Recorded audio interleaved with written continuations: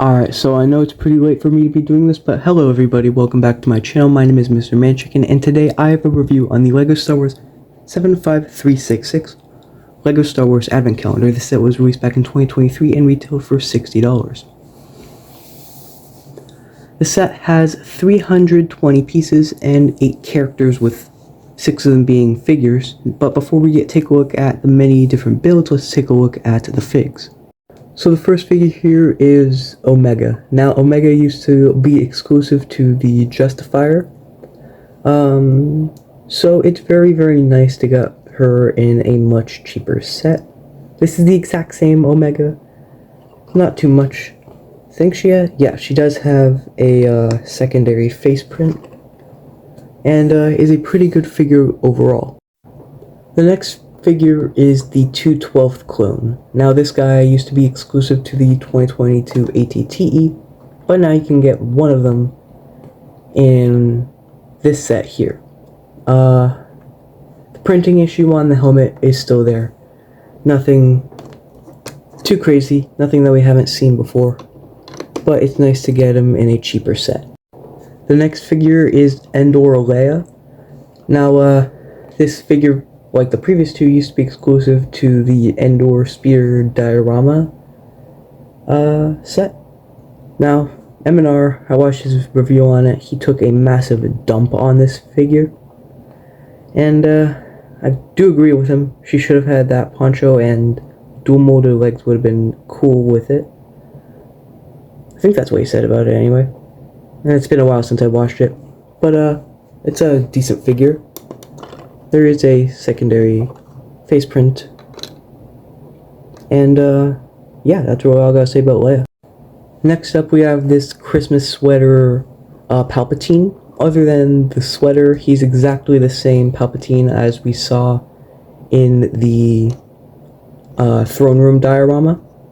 This is a really nice looking figure. It does have that second face print, so that's nice. It does have the lightning piece as well as a coffee mug. So overall, pretty decent figure. Next we got the Holiday Ewok, and this thing is amazing. It's very simple, but it's amazing. It has that nice little holiday print on his hat, I guess you could call it. I have no clue what to call it, but I'm just gonna call it a hat. Overall, this is a pretty good little figure. There's not really much to say about the Ewok. Next up, we have the Battle Droid. It's a Battle Droid. We've all seen Battle Droids before.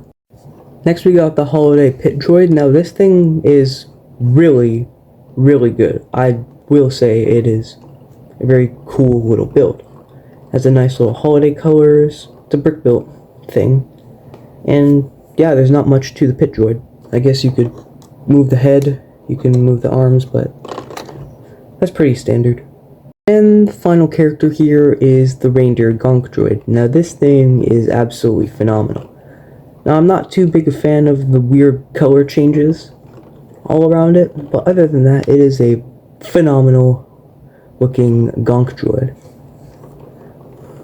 Yeah, that's really all I gotta say about it. Let's move on to the builds. So we're going to start off by taking a look at the mini builds, starting off with this radar dish here. Now this is the radar dish that got blown up in Return of the Jedi. You know, this thing? Yeah, this is probably the most forgettable build in the entire set. You can rotate it, you can lift the dish. There's not really much to it. Next up is the mini Imperial Star Destroyer. Something that I noticed is that it's almost identical to the Star Destroyer that came in the midi-scale Executor. Looks almost identical except for the piece at the bottom and some color changes. Next up is the mini Justifier. You can move the hammer thing up and down. It's pretty nice.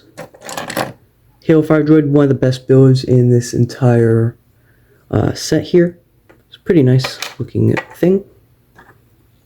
Got a little mini speeder bike. Not bad. A not so great build being the Endor bunker. We got Mando's N1 Starfighter. It's nice. A good little mini build. We have the Imperial Shuttle. Move the wings down. Looks pretty nice, though it cannot sit with its wings open. Mini Ewok Village. Pretty lackluster build. Mini ATST here. Pretty nice. Mini Turbo Tank. And we have the last build, which is the Mini AAT. So yeah, those are all the mini builds. Let's take a look at the minifigure compatible build. Alright, so the first build we're taking a look at is this little sled here. Put a figure in it. Now obviously it's not Omega, but it doesn't really matter for this right now. So yeah, you can have a figure in there. Got Palpatine's throne. It's a very simple thing, though it does topple over very easily. Like I'm gonna tap it. Yeah, that thing's gone. But you can have a figure sit in the throne. It looks pretty good in there. Though I'm not sure what you'd use this thing for. And we have a Ewok glider. Pretty much you just have a figure do that. Have it clip onto the handlebars here. And then, you know, you got your glider. You can fly them around. Fun little thing for kids. Wait, hold on. Apparently, I think I did this wrong. It's supposed to be like... It's supposed to be like this or the other way. I think it's supposed to be like this. Yeah, that looks much better. Look at that.